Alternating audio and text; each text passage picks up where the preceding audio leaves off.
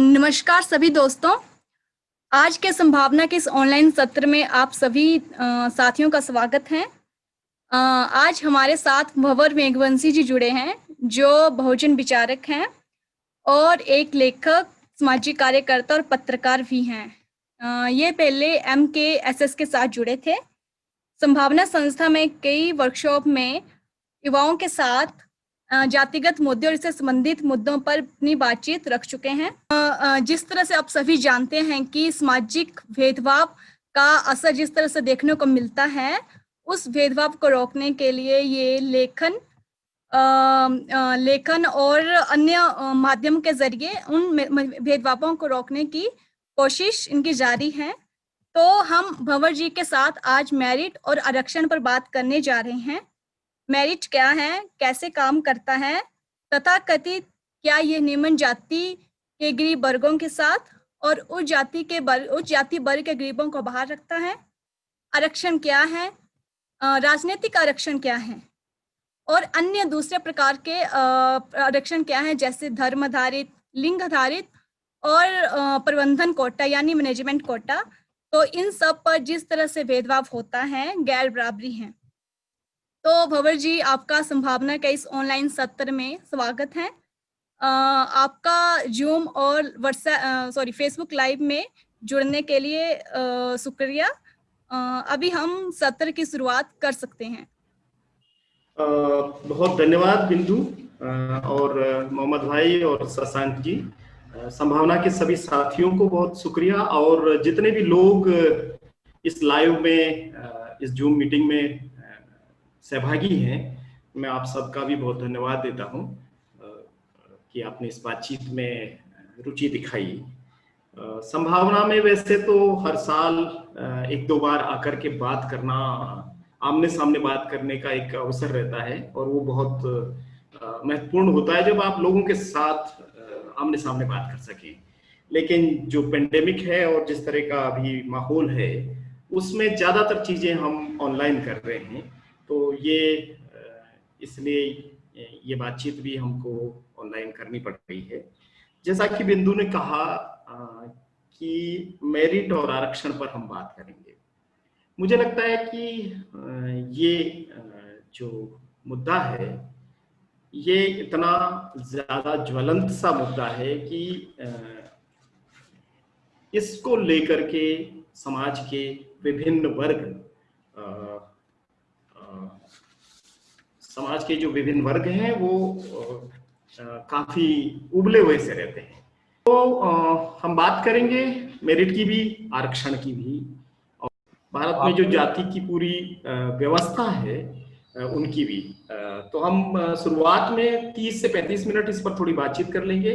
मैं एक छोटा सा पावर पॉइंट के रूप में स्क्रीन पर कुछ चीजें रखूंगा और अपनी बातचीत करते रहूंगा। उसके बाद में हम एक ओपन डिस्कशन के लिए 25 मिनट का समय आखिर में रखेंगे, जहां आप सब साथियों की टिप्पणियां भी सुन सकते हैं और आपकी बातचीत को भी, आपके सवालों को भी हम ले सकते हैं। तो मैं अब नमस्कार, आज की इस बातचीत में हम शुरू कर रहे हैं अब आरक्षण और मेरिट पर थोड़ी बातचीत। तो सबसे पहले तो ये सवाल है कि आरक्षण क्या है और क्यों है। क्योंकि मीडिया में जिस तरह की चीजें दिखाई जाती है, हम जो मीडिया में सुनते हैं कि आरक्षण आग है, आरक्षण की वजह से पूरा देश बर्बाद हो गया है, आरक्षण ने ये बिगाड़ दिया है, या एक खैरात है। दूसरी तरफ लोग कहते हैं कि आरक्षण हमारा अधिकार है। तो दोनों तरह की चीजों के बीच में हम ये देखने की कोशिश करते हैं कि आरक्षण आखिर है क्या और वो क्यों है समाज में। मुझे लगता है कि आरक्षण बहुत सामान्य सी बात है, शब्द है। उसका मतलब है कि किसी के लिए विशेष रूप से अनुरक्षण करना या प्रबंधन करना, उसके अधिकारों का संरक्षण करना, ये आरक्षण का एक तरीके से आप शाब्दिक अर्थ के रूप में ले सकते हैं।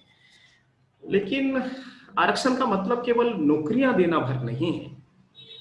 इसका उद्देश्य जो भारत में सदियों से सामाजिक विषमता है, असमानता है, उसको खत्म करना इसका मुख्य उद्देश्य है। और समाज में जो शासन, प्रशासन, राजनीति और हर एक क्षेत्र है उसमें विविधता लाना, उसमें सभी वर्गों को सहभागी बनाना, ये आरक्षण का एक तरीके से मूल उद्देश्य है।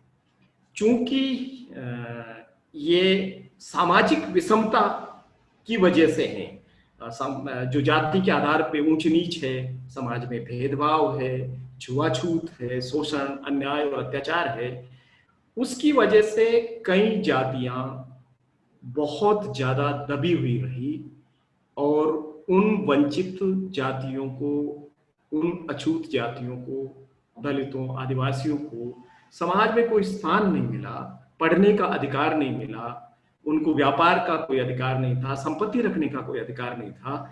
तो ऐसी परिस्थिति में ये सोचा गया कि इन समुदायों को कैसे समाज की जो मुख्य धारा है विकास की या आजादी की, उसमें कैसे एक साथ जोड़ा जाए, वो मूल भावना रही है आरक्षण के पीछे।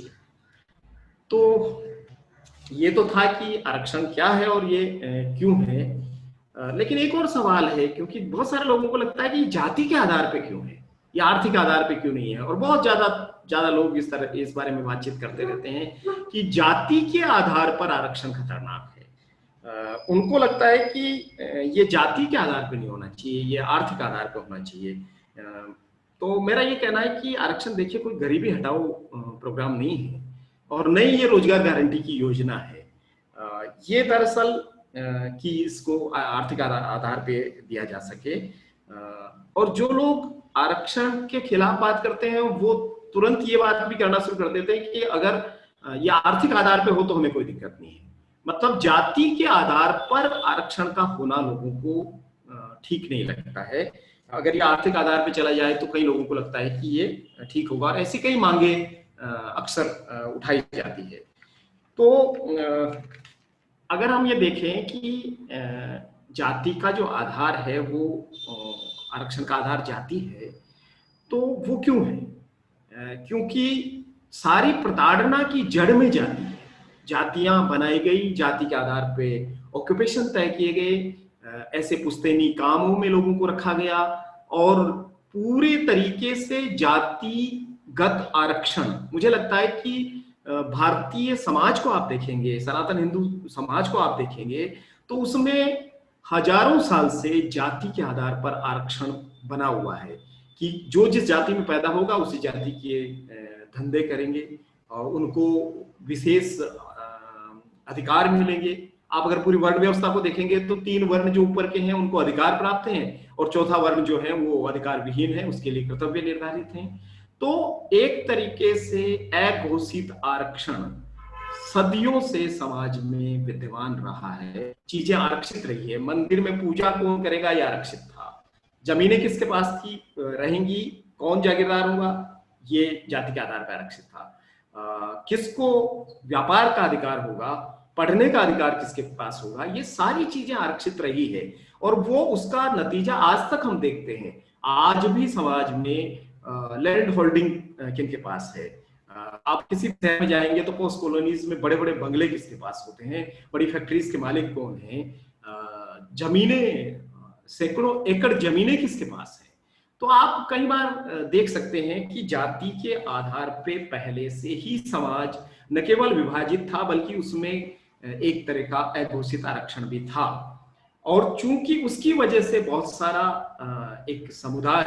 सारे समुदाय वंचित रह गए, उन वंचितों को उस विषमता से बाहर निकाल करके बराबरी पर लाने के लिए एक प्रयास किया गया।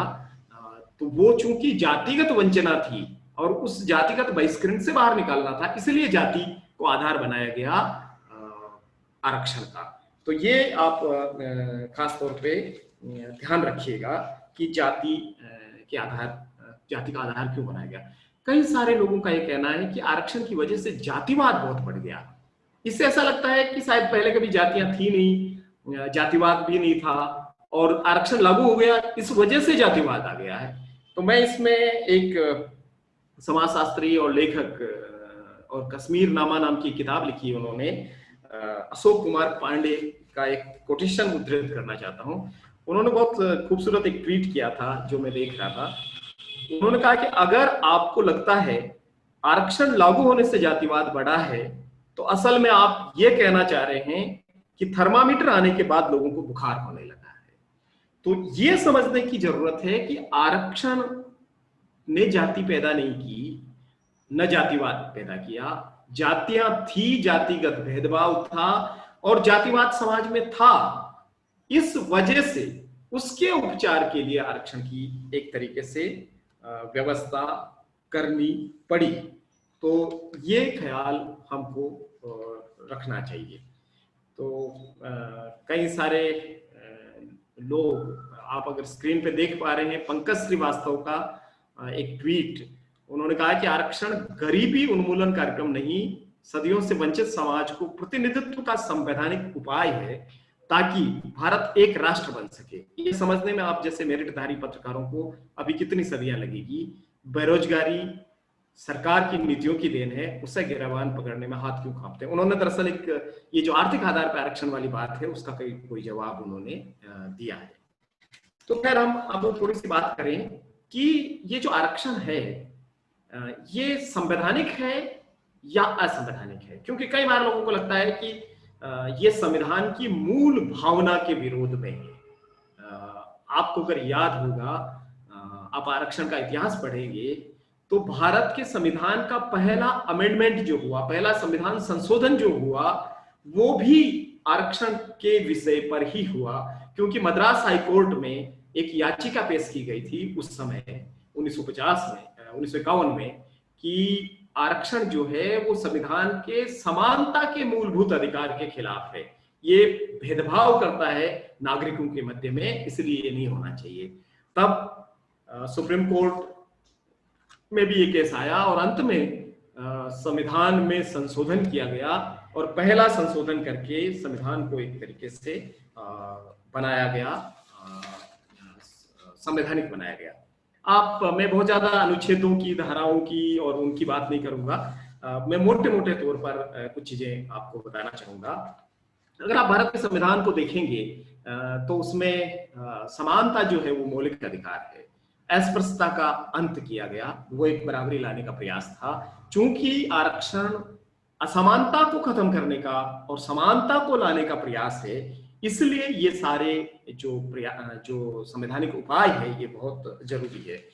आप अगर आर्टिकल 15(4) को देखेंगे तो उसमें राज्य को सामाजिक और शैक्षिक दृष्टि से पिछड़े हुए नागरिकों और उनके वर्गों की उन्नति के लिए अनुसूचित जातियों और जनजातियों के लिए विशेष उपबंध करने के अधिकार दिए गए। ये समानता के अधिकार का उल्लंघन नहीं है, ये इससे साबित होता है। 16(4) आप अगर देखेंगे अनुच्छेद, तो उसमें भी राज्य को पिछड़े हुए नागरिकों के किसी वर्ग के पक्ष में जिनका प्रतिनिधित्व राज्य की राय में राज्य के अधीन सेवाओं में पर्याप्त नहीं है, नियुक्तियों या पदों के आरक्षण के लिए उपबंध करने से निवारित नहीं करेगी। इसका मतलब यह है कि जो राज्य की सेवाएं हैं, सरकारी सेवाएं हैं, उसमें सभी उन वर्गों का भी प्रतिनिधित्व हो जिन वर्गों को मौका नहीं मिला, जिनका प्रतिनिधित्व नहीं है, जिनकी भागीदारी नहीं है, उनके लिए आरक्षण करने का अधिकार भारत का संविधान राज्य को देता है। यहाँ स्टेट का मतलब सरकार से है, जो सत्ता प्रतिष्ठान आपका बैठता है उससे मतलब है। और तो ये था उसमें। अब ये आरक्षण को लेकर के कई प्रकार की चीजें जो है, बहुत सारी भ्रांतियां हैं, और उसमें सबसे बड़ी भ्रांति, सबसे बड़ा एक मिथ जो चलता है वो ये चलता है कि आरक्षण तो 10 ही साल के लिए दिया गया था। भ्रांतियां और भी है, लेकिन ये सबसे बड़ी भ्रांति है। यूं तो कहने के लिए लोग कहते हैं कि आरक्षण से कुछ ही लोगों को फायदा हुआ है, ज्यादातर लोग तो वैसे ही रह गए हैं, या कुछ जो लोग आरक्षण का पहली पीढ़ी ने फायदा उठा लिया, उन्हीं की 5वीं पीढ़ी फायदा उठा रही है, या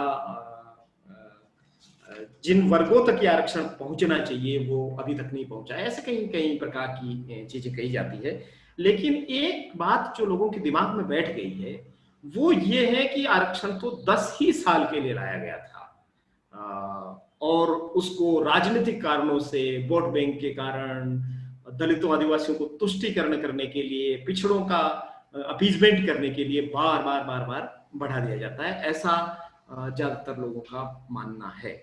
तो मुझे लगता है कि यहाँ हमको ये समझने की जरूरत है कि आरक्षण है कितने प्रकार का। दरअसल आरक्षण आप देखेंगे तो आप इसको 3 कैटेगरी में डाल सकते हैं, मोटे तौर पे 2 में, और आप उसको थोड़ा ज्यादा करेंगे तो 3 कैटेगरी में। पहला मुझे लगता है कि राजनीतिक आरक्षण है। आप इस स्क्रीन पे भी देख सकते हैं कि जो पॉलिटिकल रिजर्वेशन है लोकसभा और विधानसभाओं में, जो और बाकी जगहों पे जो राजनीतिक आरक्षण दिया जाता है, वो 10 साल, हर 10 साल में रिव्यू होता है। और आप देखते होंगे कि कई बार विधानसभाएं और लोकसभा क्षेत्र बदल जाते हैं, रिजर्व, और कई बार नहीं भी बदलते हैं, लेकिन ये रिव्यू किया जाता है और इसकी जरूरत को महसूस करते हुए इसको बढ़ाया जाता है। लेकिन ये जो 10 साल रिव्यू होने का आरक्षण है वो पॉलिटिकल रिप्रेजेंटेशन वाला रिजर्वेशन है। तो इसको ख्याल करिए कि जो राजनीतिक आरक्षण है वो हर 10 साल में रिव्यू किया जाता है। लेकिन जो दूसरे 2 तरह के रिजर्वेशन है, एक सरकारी नौकरियों में, जो अभी मैंने आपको बताया थोड़ी देर पहले, और दूसरा उच्च शिक्षा में जो आरक्षण है। ये दोनों ही जो आरक्षण है, उच्च शिक्षा और सरकारी नौकरियों में पदों की नियुक्तियों में, इनके लिए कोई समय सीमा तय नहीं की गई थी। आप संविधान सभा की बहस देख सकते हैं, ये जो प्रावधान लागू हुए वो देख सकते हैं, इनमें जो अमेंडमेंट आए वो देख सकते हैं, आप इससे संबंधित तमाम सर्कुलर देख सकते हैं, और नियम, उपनियम और कोर्ट्स के जो निर्णय आए, इन सबको देख सकते हैं। वहां आपको स्पष्ट होगा कि सरकारी नौकरियों में और जो उच्च शिक्षा है, हायर एजुकेशन है, उसमें 10 साल की समय सीमा नहीं है।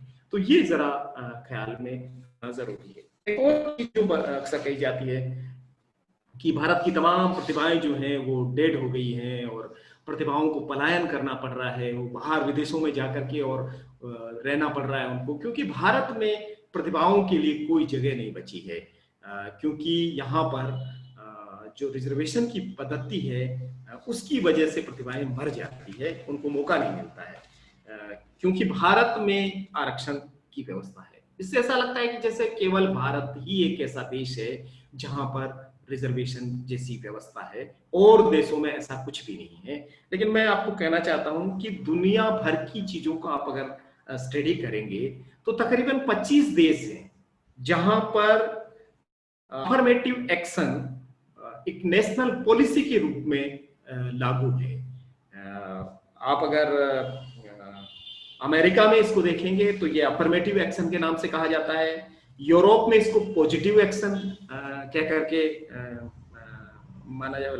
लागू किया गया है, कनाडा में एम्प्लॉयमेंट इक्विटी के नाम से ये हैं, कई और जगहों पर इसको पॉजिटिव डिस्क्रिमिनेशन कहा जाता है, और आप अगर इंटरनेशनल लॉज देखेंगे तो वहां इसको स्पेशल मेजर्स नाम दिया गया है। और ये कई चीजों पर आधारित है, कई जेंडर पर, क्लास पर, एथनिसिटी पर, भाषा पर, विकलांग, स्त्रियों, मूल निवासी अल्पसंख्यकों, भाषाई अल्पसंख्यकों, तो इन सबको ध्यान में रखते हुए अलग अलग देशों ने अपने यहाँ अफर्मेटिव एक्शन के नाम से या पॉजिटिव डिस्क्रिमिनेशन के नाम से या पॉजिटिव एक्शन के नाम पर रिजर्वेशन की पॉलिसी को लागू किया है। आप दुनिया भर में Finland, Germany, Israel, UK, Japan, Norway, Romania, Macedonia, Brazil, America, New Zealand, Malaysia, Australia, हमारे पड़ोसी Pakistan, China, south Africa, Canada, France, Sri Lanka आदि आदि देशों में रिजर्वेशन की व्यवस्था है। लेकिन आप स्क्रीन पर देख रहे हैं माता जी को, वो कह रही हैं कि सरकार कहती है 3 तलाक 21 देशों में बैन है, मगर ये नहीं कहती है कि आरक्षण पूरे विश्व में बैन है। दरअसल ऐसी चीजें इसलिए समाज में फैल जाती है क्योंकि एक तरफा प्रचार चलता है। मीडिया में जो लोग बैठे हैं वो लोग जानबूझ करके ऐसी चीजें फैलाते हैं। मैं जिस प्रदेश में रहता हूँ, राजस्थान में, यहाँ का एक लीडिंग न्यूज़पेपर और उसके जो मालिक हैं, उसके जो संपादक महोदय हैं, वो गाए बगाए 5-6 महीनों में उनको ऐसा भाव चढ़ता है कि वो अपने अखबार का फ्रंट पेज 1/4 या आधा पेज आरक्षण के खिलाफ लिखते हैं चीजों को। जब अगर एक दैनिक अखबार जो कि पूरा बहुत पढ़ा जाता है, उसके मालिक का ये मानसिकता है, और वो तो फिर वो अपने अखबार में किस तरह की चीजें छापेंगे? तो वो अखबार में फिर छापते हैं आरक्षण की आग में झुलसा पूरा देश। ऐसा लगता है जैसे आरक्षण संवैधानिक उपाय नहीं है, बल्कि एक दावानल है, एक आग है, और उसमें पूरा देश झुलस रहा है। आप संवैधानिक समानता के प्रयासों को आग के करके अपमानित करते हैं संविधान का, लेकिन ये सारी चीजें चलती है और इसकी वजह से इस तरह की चीजें आपको सामने आती है।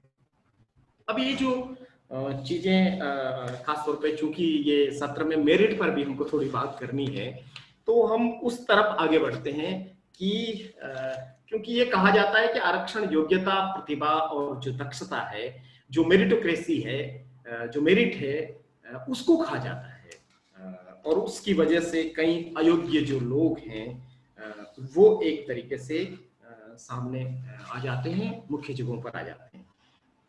आप इस पे देख रहे हैं इंडिया देखो करके, ये आरक्षण आर्थिक आधार पर होना चाहिए, ना कि जाति आधार पर। उन्होंने ये एक कोटेशन लगाया है इसमें कि आरक्षण वह अवैध बूचड़खाना है जिसमें प्रतिभाशाली युवा काटे जाते हैं। इससे ऐसा लगता है कि जैसे आरक्षण और जो मेरिट है वो एक दूसरे के खिलाफ है, और मेरिट को एक तरीके से आरक्षण काट रहा है, आरक्षण कमजोर कर रहा है, खत्म कर रहा है। तो थोड़ी हम बात करें मेरिट पर। आखिर ये मेरिट है क्या चीज, और ये आती कहां से है, और इसको मापने के जो मापदंड है वो क्या है, और क्या ऐसा है, ये कोई वैज्ञानिक तथ्य है कि भारत में कुछ ही जातियां मेरिटोरियस हैं, वो बहुत ज्यादा उनमें बुद्धि कौशल है, उनमें दक्षताएं हैं, प्रतिभाएं हैं, और बाकी जातियां जो है वो मंद बुद्धि की है, उनका दिमाग नहीं चलता है? क्या ये ऐसा है, और ऐसे कोई तथ्य आते हैं सामने? तो मुझे लगता है, और ऐसा कैसे संभव है कि कुछ समूह सामूहिक रूप से मेरिट में है और बाकी जो समूह है वो सामूहिक रूप से नॉन मेरिट के लोग हैं? तो ये मेरिट का जो पूरा फंडा है इसको भी हमें देखना चाहिए। हालांकि विश्व स्तर पर मेरिट को लेकर के कई चीजें कही जा रही है, कई चीजें लिखी गई है, और इस पर बातें भी हुई है। कई लोगों ने मेरिट की इस पूरी बहस पर एक तरीके से विरोध करते हुए चीजें की है। माइकल यूंग की जो मेरिटोक्रेसी वाली जो बात, एक पूरी किताब आई है, उस पर भी पूरी इसकी धज्जियां उड़ाई गई कि मेरिट का पूरा मामला जो है वो एक तरीके से फर्जी सा मामला है। तो ये जो मेरिट है, मैं इस मेरिट पर थोड़ी बात करने से पहले एक अपना अनुभव सुनाना चाहता हूँ, एक छोटी सी कहानी सुनाना चाहता हूँ। मैं जिस जगह पर मैंने कई सालों तक काम किया, उस इलाके के एक गांव में कुछ साल पहले, 10 साल पहले, एक मजेदार एग्जाम लिया गया, और उसमें 2 चरण में ये एग्जाम था, और 2 तरह के स्टूडेंट्स इस मौखिक एग्जाम में भाग ले रहे थे। एक ग्रुप था जो लड़के और लड़कियों का था, दिल्ली से आया हुआ था, उसमें सेंट स्टीफेंस के स्टूडेंट्स थे, LSR की स्टूडेंट्स थी, और शहरी मध्यम वर्गीय अंग्रेजी भाषी ज्यादातर इलीट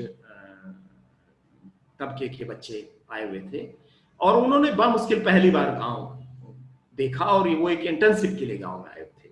और दूसरी तरफ जिस जगह ये हो रहा था जवाजा, वहां के आसपास के सरकारी स्कूल के हिंदी स्पीकिंग बच्चे थे जो गांव में रहते हैं, और उनका पूरा, उन्होंने मुश्किल से कई शहर देखा होगा, ऐसे बच्चों के बीच में ये एग्जाम लिया गया।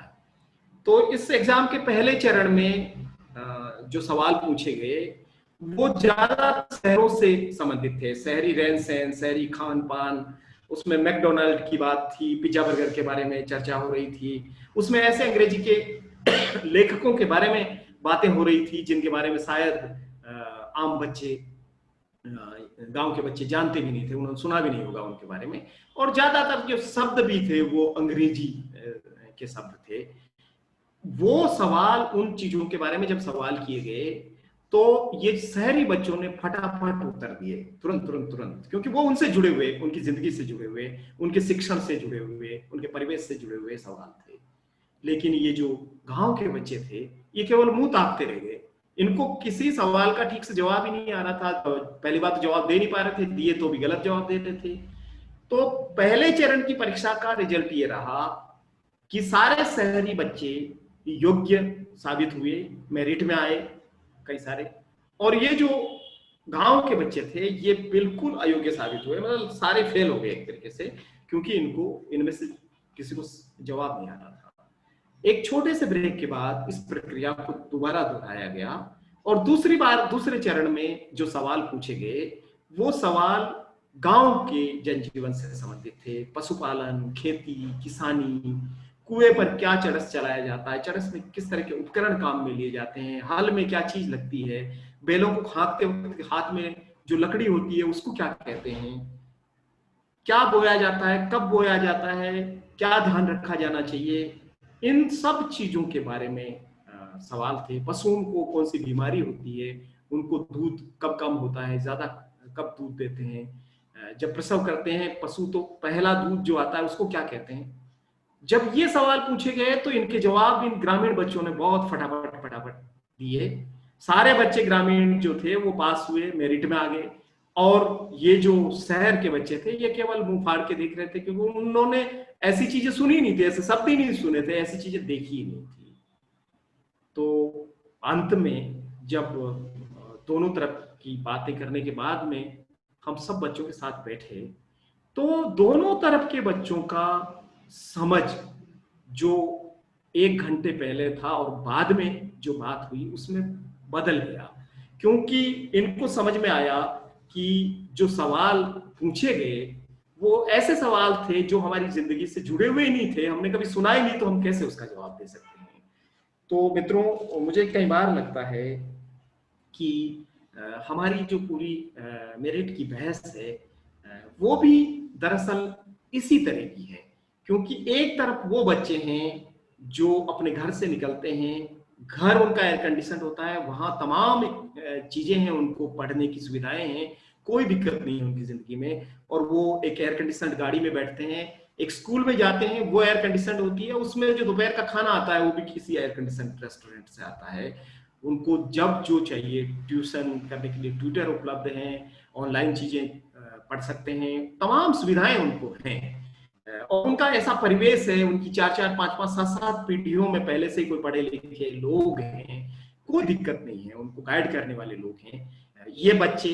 और दूसरी तरफ वो बच्चे जो स्कूल में बामुश्किल पढ़ते हैं और उन स्कूलों में दूर दराज के गांवों में टीचर नहीं पहुंचते हैं, विषय के टीचर नहीं होते हैं, इनको केवल सरकारी स्कूलों में किताबें मिलती है और उन किताबों में भी जो समझ में नहीं आता, समझाया जाता नहीं है, केवल रट्टा मारा जाता है और केवल पढ़ा दिया जाता है, केवल कोर्स पूरा कराया जाता है। ये अपने घर लौटते हैं तो बैल चराते हैं, भेड़ चराते हैं, खेतों में काम करते हैं, कई सारे बच्चे मजदूरी करते हैं अपने परिवार का पालन करने के लिए।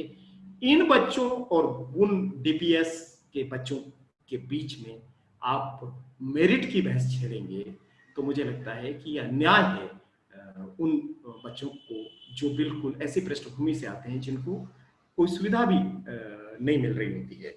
तो मुझे लगता है कि मेरिट की पूरी बातचीत एक शरारत की तरह लगती है मुझे, और ये एक तरीके से एक सामूहिक रूप से एक पूरे समुदाय को अयोग्य ठहराने का एक काम है।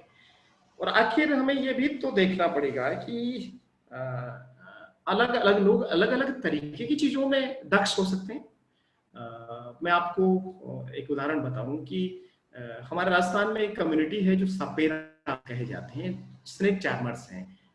और ये इनके बच्चों को मैं अक्सर देखता हूं, तो कभी कभी वो सांप पकड़ करके और ऐसे गले में लटका करके हाथ में लेके घूमते हैं जैसे कोई रस्सी लेकर के घूम रहे हो। और मैं व्यक्तिगत रूप से कहूं तो मुझे सांप का चित्र भी दिखाई है तो मुझे बिल्कुल डर लगता है, क्योंकि सांप देखने से भी डर लगता है, उसको पकड़ना तो बहुत दूर की बात है, और वो उसको खिलौने की तरह करते हैं। तो क्या वो जो सांप पकड़े हुए बच्चा है और मैं हूं, अगर यहाँ पे आप कुछ चीज तय करेंगे कि कौन योग्य और कौन अयोग्य है, तो मैं तो उसके सामने बिल्कुल अयोग्य साबित होऊंगा और वही योग्य साबित होगा। लेकिन यही बच्चा जब आप किसी मंच पे उसको खड़ा करेंगे बोलने के लिए, हो सकता है कि वहां वो न बोल पाए, वहां मैं बाजी मार लूं। तो ये योग्यताएं अलग अलग लोगों में अलग अलग क्षमताओं पे निर्भर करती है। लेकिन हमने एक ऐसा पैमाना बना दिया, हमने एक ऐसी मशीन बना दी कि उसमें सबको डालेंगे और उसमें एक ही तरह के मापदंड पे हम सबको घसेंगे और उससे जो चीजें निकलेगी वो ही हमारी मेरिट होगी। मुझे लगता है कि इस चीज को हमें समझने की बहुत जरूरत है। तो ये जो मेरिट है ये आखिर है क्या? मुझे लगता है कि मेरिट जो है ये ज्यादा अंक लाने की क्षमता को हम मेरिट कह रहे हैं। और यानी कि ज्यादा अंक लाना मतलब ज्यादा रट्टा मार सकते हैं आप, आपकी याददाश्त कितनी मजबूत है उस पर निर्भर करता है आपका मेरिट। मैं कई ऐसे लोगों के बारे में जानता हूं जिनको पूरी की पूरी धार्मिक किताबें कंठस्थ हैं, रामचरितमानस कंठस्थ है, किसी को कोई और चीज कंठस्थ है, किसी को कुरान हिफ्ज है, उसको कंठस्थ है, उसको हाफिज बोला जाता है। तो क्या ये बच्चे अगर कोई स्कूल की किताब पढ़ेंगे तो ये भी पूरी पूरी कंठस्थ कर लेंगे? 100 में से 100 नंबर आ सकते हैं इनको। और कई सारे बच्चे ऐसे भी होंगे जो याद करने में बिल्कुल कमजोर होंगे, तो वो याद कितना ही करेंगे, कितना ही रट्टा मारेंगे, तब भी याद नहीं कर पाएंगे। तो ये जो हमारी अंक लाने की क्षमता को हम मेरिट कह रहे हैं, यानी कि ज्यादा नंबर लाना योग्यता है और कम नंबर लाना अयोग्यता है। ये मापदंड जो है थोड़ा सा विचित्र सा है। हम ये भी देखना पड़ेगा कि क्या मेरिटोरियस लोगों ने ही इस दुनिया में सबसे अच्छा काम किया। आप वैज्ञानिक न्यूटन का जिक्र कर सकते हैं, जो बिल्कुल भी पढ़ाई में बहुत होशियार व्यक्ति नहीं थे और उन्होंने गुरुत्वाकर्षण का सिद्धांत खोज लिया। जितने भी बड़े लोग आप देखेंगे इतिहास में, उनमें से कई सारे लोग ऐसे हैं जो पढ़ने में बिल्कुल एवरेज स्टूडेंट थे और मेरिट में तो कतई नहीं थे, बावजूद इसके भी उन्होंने दुनिया को बहुत कुछ अपना दिया। तो ये अयोग्यता नहीं है ज्यादा अंक नहीं ला पाना, इसको थोड़ा हमको देखने की जरूरत है।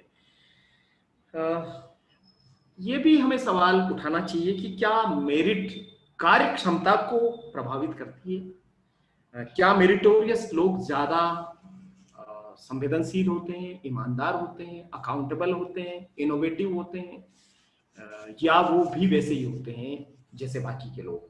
मैं कई सारे मेरिटोरियस लोगों की कहानी जानता हूं जो अपना टॉपर के रूप में आईएएस यूपीएससी निकाल के आईएएस बने, आईपीएस बने, और उन्होंने बाद के दिनों में करप्शन के बड़े कीर्तिमान स्थापित किए। तो मेरिट आपको अच्छा नागरिक या अच्छा इंसान बनाती है, ऐसा तो कहीं नजर आता है। मुझे लगता है मेरिट पर थोड़ा सा हम थोड़ा जल्दी भी इसको समाप्त करेंगे, थोड़ा सा हम लोगों के विचार भी जान लें। मैं स्क्रीन पर आप देख रहे हैं नोबेल पुरस्कार विजेता अर्थशास्त्री अमर्त्य सेन को। अमर्त्य सेन की किताब आई थी मेरिट एंड जस्टिस। उसमें वो कहते हैं कि जो लोग कट ऑफ मार्क्स से अधिक अंक लेते हैं वही मेधावी हैं, बाकी नहीं। तो ये विकृत सोच है।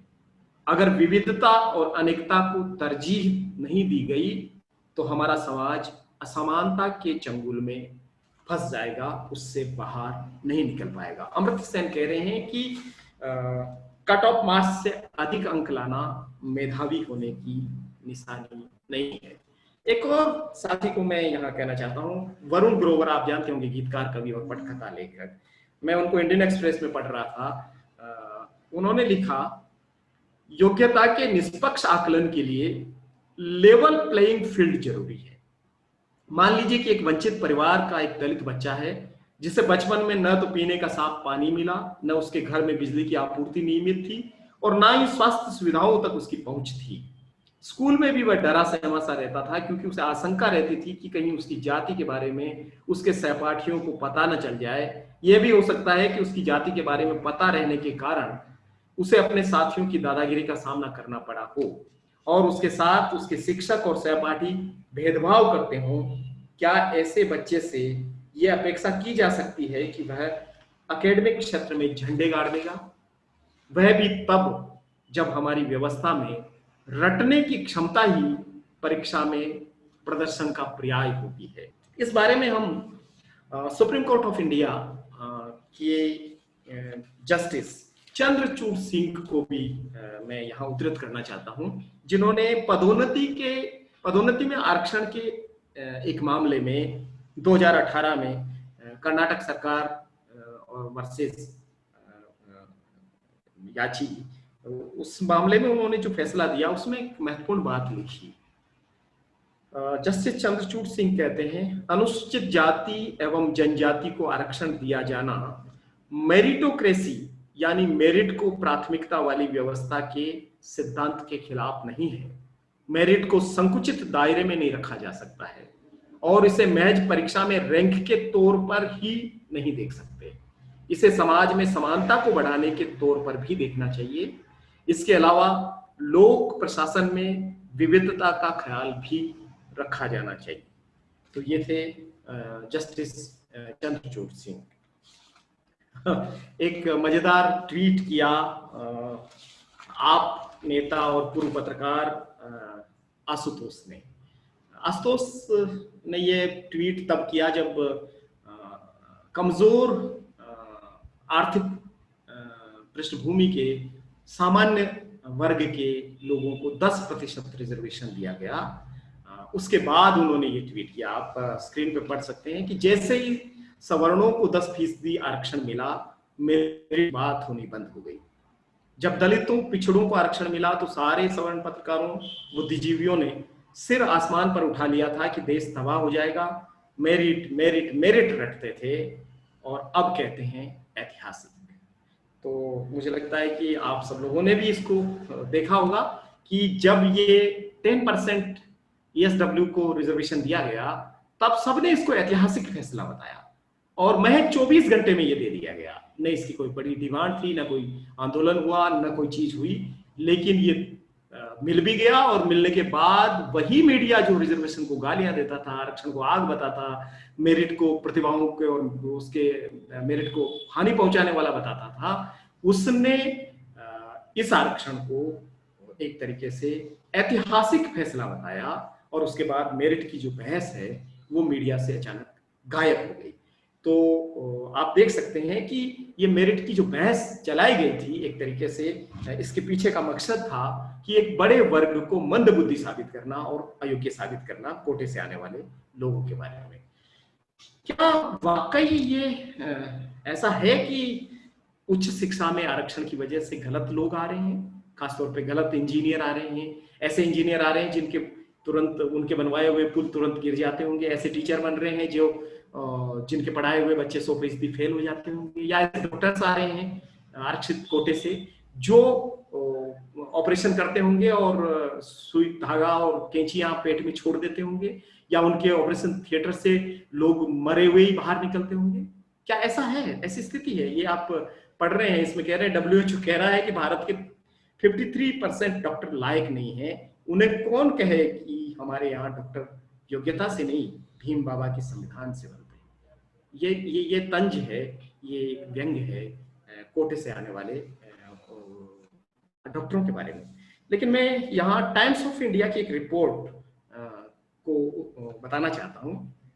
इस रिपोर्ट में, ये पिछले साल ये रिपोर्ट बनाई गई थी, उसके मुताबिक देश के 409 मेडिकल कॉलेजों में एडमिशन लेने वाले लगभग 57,000 छात्रों के विश्लेषण से पता चला है कि SC/ST कोटे से सरकारी कॉलेज में एडमिशन लेने वाले स्टूडेंट्स का औसत नीट स्कोर 398 था। वहीं प्राइवेट संस्थानों में मोटी रकम देकर NRI और मैनेजमेंट कोटे में एडमिशन लेने वाले स्टूडेंट्स का औसत नीट स्कोर सिर्फ 306 अंक था। इन आंकड़ों से यह बात साफ हो जाती है कि जाति आधारित आरक्षण नहीं बल्कि कम अंक लाने वाले छात्र पैसे के बल पर मेडिकल कॉलेजों में एडमिशन लेकर गुणवत्ता में कमी ला रहे हैं। लेकिन इस पर कोई बात नहीं करेगा, इस पर बात करना लोग उचित भी नहीं समझते हैं, क्योंकि लोगों को ये लगता है कि ये तथ्यात्मक चीजें अगर बाहर आएगी तो उससे लोगों का भ्रम दूर हो जाएगा, इसलिए लोगों को भ्रमित किए रहते हैं और उठाते रहते हैं। मैं आखिरी चीज जो कहना चाह रहा हूं इस पे कश्मीर नामा के जो लेखक अशोक कुमार पांडे हैं, उन्होंने आरक्षण पर एक टिप्पणी की थी। मैं उस टिप्पणी को पढ़ना चाह रहा हूं। और ये टिप्पणी तब आई जब कश्मीरी पंडितों को रिजर्वेशन दिया गया। हमें एक चीज और देखनी चाहिए कि अब इस देश में कई प्रकार के लोगों को रिजर्वेशन है, अलग अलग तरीके के लोगों को रिजर्वेशन है। दलितों को रिजर्वेशन है, पिछड़ों को रिजर्वेशन है, सवर्णों को रिजर्वेशन है, कश्मीरी पंडितों को देश के अन्य हिस्सों में रिजर्वेशन है, महिलाओं को रिजर्वेशन है, थर्ड जेंडर को और बाकी लोगों को भी रिजर्वेशन है। तो जब ये कश्मीरी पंडितों को रिजर्वेशन दिया गया तब अशोक कुमार पांडे ने ये टिप्पणी की थी। वो बोलते हैं कि कश्मीरी पंडितों को आरक्षण दिया गया क्योंकि उन्हें विस्थापित होना पड़ा। यह तर्क सबको समझ में आता है, लेकिन दलितों आदिवासियों ने जो विस्थापन और बहिष्करण सदियों से झेला है उसका तर्क लोगों को क्यों समझ में नहीं आता है? क्या दलितों आदिवासियों की पीड़ा कम है? क्या उनका जो उत्पीड़न हुआ वो सामान्य उत्पीड़न है? मुझे लगता है कि हमें आरक्षण पर बात करते वक्त इन चीजों को जरूर ध्यान में रखना चाहिए कि क्या जो दिया गया सामाजिक उपचार वो सामाजिक भेदभाव के मुकाबले में कितना कम है। उसके बावजूद भी आरक्षण के खिलाफ में एक बात कही जाती रही। आरक्षण की आज की स्थिति क्या है? केवल 2% रोजगार बच गए हैं सार्वजनिक क्षेत्र में, बाकी निजीकरण होता जा रहा है, संविदा पर तदर्थ नियुक्तियां हो रही है और अब तो आईएएस में लिटरल एंट्री होने लगी है जॉइंट सेक्रेटरी लेवल पर। तो कहां बचा, क्या आरक्षण बचा है? रोज चीजें बेची जा रही है देश में, कोई कुछ बचा नहीं है आरक्षण के नाम पर। उसके बावजूद आरक्षण की जो पूरी बहस है इसको निरंतर ऐसे पेश किया जा रहा है कि कुछ समुदाय जो है आरक्षण की भीख लेकर के और सब कुछ खा रहे हैं। तो मुझे लगता है कि हमें रीथिंक करने की जरूरत है पूरे रिजर्वेशन की चीजों के बारे में भी। और अंत में मैं ये कहना चाहता हूं कि अगर आरक्षण के जातीय आधार से लोगों को प्रॉब्लम है, वो चाहते हैं कि जाति के आधार पर आरक्षण नहीं होना चाहिए, तो उस आधार को क्यों नहीं खत्म कर देते आप? जो आधार है, जो जाति एक तरीके से आधार बनी हुई है, आप उस फाउंडेशन को, उस बुनियाद को, उस आधार को ही खत्म कर दीजिए, जाति को ही खत्म कर दीजिए। लेकिन लोग जाति बनाए रखना चाहते हैं। ये बिल्कुल वैसा ही है कि बीमारी तो रखना चाहते हैं लेकिन दवाई को बंद कर देना चाहते हैं ताकि बीमार मर जाए। तो मुझे लगता है कि इस बारे में थोड़ा और सोचने की जरूरत है। धन्यवाद। बातचीत आपने सुनी। मुझे लगता है कि अब हम सवाल जवाब ले सकते हैं, और केवल सवाल ही नहीं, मुझे लगता है कि अगर किसी को कोई टिप्पणी करनी है तो कर सकते हैं। ऐसा नहीं है कि मैं कोई रिजर्वेशन और मेरिट का एक्सपर्ट हूँ, मैं केवल अपनी बात कह रहा हूँ। तो आप जो भी बात है जी। जैसे हम लोग गांव के परिवेश से आए, पापाई का जॉब लगा और हम शहर आ गए जी। पापाई ने हमें अच्छे स्कूल में पढ़ाया और हम उन सारे लोगों के साथ पढ़ने लगे जो सवर्ण भी हैं और नहीं भी हैं। तो हमें वहां इस चीज का रियलाइजेशन नहीं हुआ। एक तरह से हम बड़े स्कूल में पढ़े तो चीजें हमें फील नहीं हुई कि ये सब होता है, लेकिन जैसे हमारे कॉलेज चेंज हुए, हम वहां से अलग हुए और तैयारी के बाद नौकरी की जैसे बातें आने लगी तो सडनली हमारे बिहेवियर चेंज हुए। उन्हें ये लगने लगा कि ये हमारे साथ ही पढ़ा, ना कभी हमारे बीच कोई कमी रही, ना ये इतना पैसे वाला, ना हम उतने पैसे वाले, जितना ये अमीर है उतने ही हमें, जितने मिडिल क्लास हमें उतने ये हैं। तो फिर इसे स्पेशल क्यों मिल रहा है, ये गलत है, ऐसा उनका मानना होता है।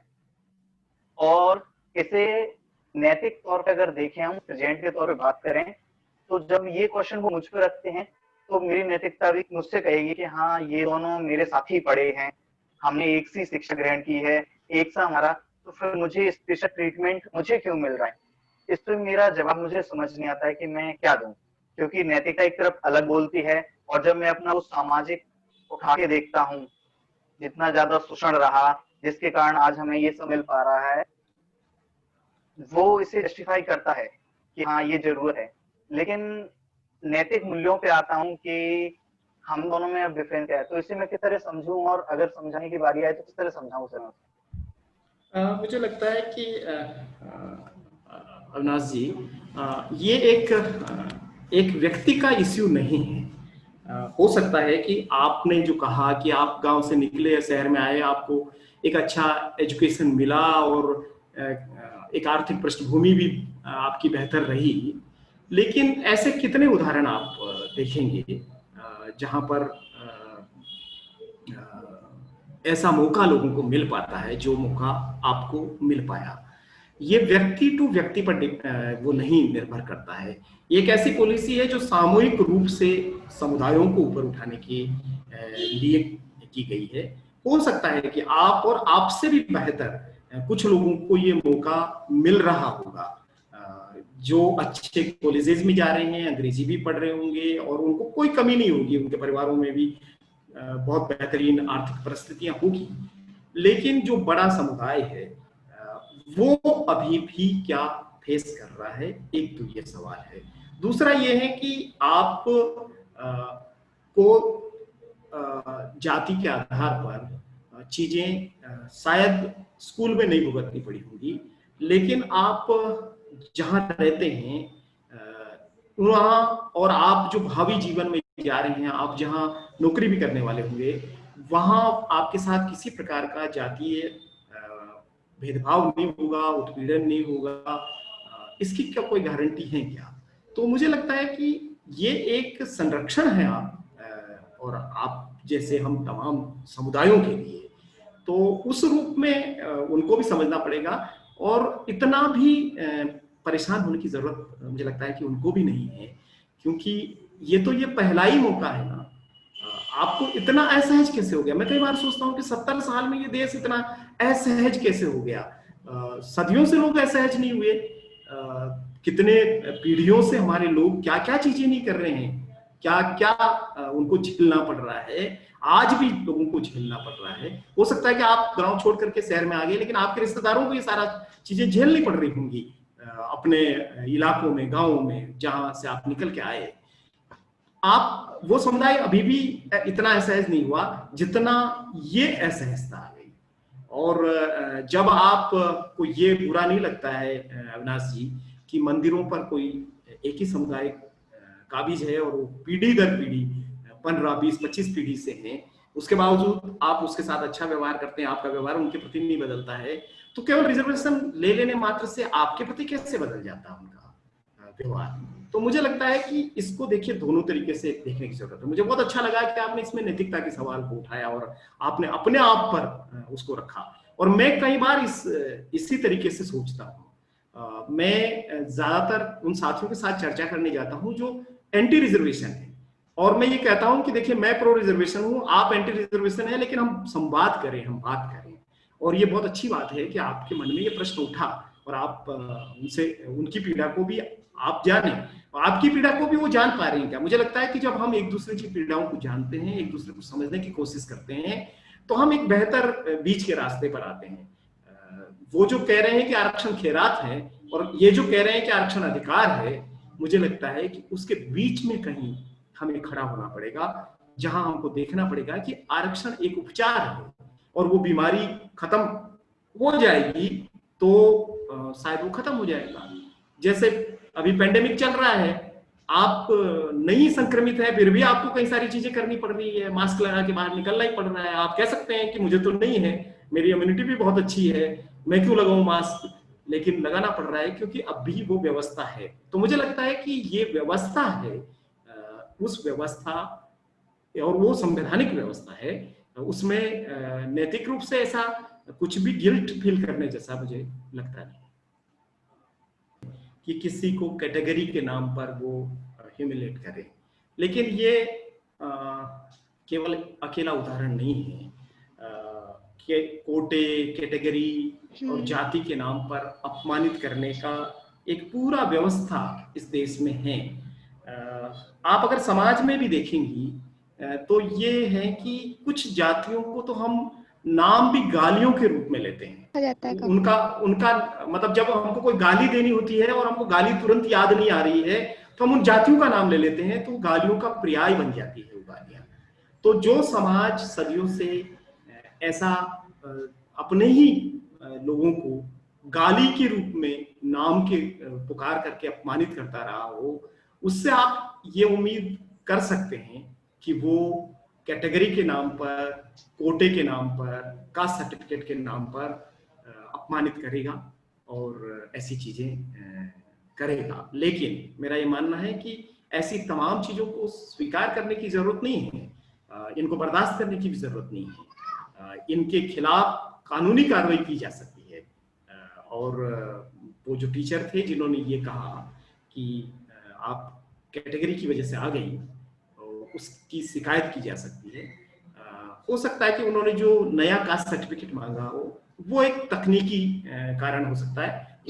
उसमें मुझे लगता है कि कई बार क्या होता है कि कास्ट सर्टिफिकेट आपको किसी प्रशासन गांवों के संग अभियान चल रहा है और उसमें आपने कास्ट सर्टिफिकेट बनवा लिया, तो वो उसमें लिखा हुआ होता है कि ये 6 महीने के लिए वैलिड होगा। तो ऐसा अगर है तो आपसे नया कास्ट सर्टिफिकेट मांगा जा सकता है, उसमें कोई बुराई नहीं है, वो तो मांगा जाए। आप डॉक्यूमेंट मांग रहे हैं तो उसमें कोई क्या विरोध करेगा, लेकिन आप डॉक्यूमेंट की आड़ में किसी को अपमानित करें क्योंकि तुम्हारा इसलिए हो गया कि कैटेगरी से आए हो, मुझे लगता है कि वो उन्होंने ठीक नहीं किया, उनको नहीं करना चाहिए था। नारायण जी, मैंने अपनी बातचीत को अंत किया तब यही कहा कि आरक्षण एक तरीके से अब खत्म सा है। और मैं याद कर पा रहा हूँ सुब्रमण्यम स्वामी ने जोधपुर में एक भाषण दिया और उन्होंने कहा कि हम समझदार लोग हैं, हम कभी भी सीधे आरक्षण को खत्म नहीं करेंगे, हम इसको ऐसा कर देंगे कि ये जिंदा भी रहेगा और जिंदा नहीं भी रहेगा। मुझे लगता है कि आज वो परिस्थिति आ चुकी है जब रिजर्वेशन का कोई मतलब नहीं बच गया है, क्योंकि जो भी निजीकरण किया जा रहा है, प्राइवेटाइजेशन किया जा रहा है, और ये प्रक्रिया 1990 से चल रही है, जो आपका पूरा उदारीकरण, भूमंडलीकरण और जो निजीकरण का दौर चला जिसको एलपीजी कहते हैं, उस पूरे दौर में निरंतर रिजर्वेशन को कमजोर किया है। तो मुझे लगता है कि आरक्षित वर्गों को निजी क्षेत्र में आरक्षण की मांग उठानी चाहिए, तेजी से उठानी चाहिए, क्योंकि वैसे भी मौके जो हैं वो सार्वजनिक क्षेत्रों में तो सिकुड़ करके 2 से 4% रह गए हैं। तो ये जो 96% मौके जहां हैं वहां रिजर्वेशन मिले, वहां भागीदारी मिले, उसके लिए बात करनी चाहिए। और अब केवल आरक्षण की बात नहीं, अब भागीदारी का सवाल उठाना चाहिए कि हमको हर क्षेत्र में भागीदारी चाहिए। हमको सेना में, हमको जुडिशरी में, हमको खेलों में, फिल्मों में, तमाम जगहों पर हमको हमारी आबादी के अनुपात में भागीदारी दी जानी चाहिए। ये एक मूवमेंट खड़ा किया जाना चाहिए। हमारे अपने चुने हुए प्रतिनिधि भी सवाल नहीं उठा रहे हैं, ये एक बड़ी जायज और गंभीर स्थिति है, क्योंकि दरअसल वो आपके प्रतिनिधि नहीं है, वो केवल आपके लिए रिजर्व सीटों से जीते हुए आपकी कम्युनिटी या कास्ट के लोग हो सकते हैं। वो अगर आपके लोग होते तो जरूर वो वहां पर संसद और विधानसभाओं में इस बात को लेकर के खड़े हो जाते, लेकिन वो खड़े नहीं हो रहे हैं, बल्कि उसके पक्ष में खड़े हो रहे हैं। निजीकरण हो रहा, सारी चीजें हो रही है, उसमें वो उसके पक्ष में वोटिंग कर रहे हैं, उसके पक्ष में बात कर रहे हैं। तो मुझे लगता है कि इतने सारे 120 से ज्यादा सांसद आपके बैठे हुए हैं, हजारों की तादाद में एमएलएज बैठे हुए हैं, अगर वो सड़कों पे निकले तो एक माहौल बन सकता है। लेकिन मुझे लगता है कि उनको कोई चिंता नहीं है। पॉलिटिकल रिजर्वेशन से जो लोग पैदा हुए हैं उनको हम पूना पैक्ट की दुर्बल संतानें कहते हैं। वो इतने कमजोर संतानें हैं कि वो कुछ बोल नहीं सकती है, केवल वो अपना अस्तित्व बचाने की कोशिश कर रहे हैं। मैं सब मित्रों का धन्यवाद देता हूं, जितने साथी जुड़े सबको बहुत बहुत शुक्रिया। जय भीम, जिंदाबाद। और संभावना इंस्टीट्यूट का खास तौर पे धन्यवाद।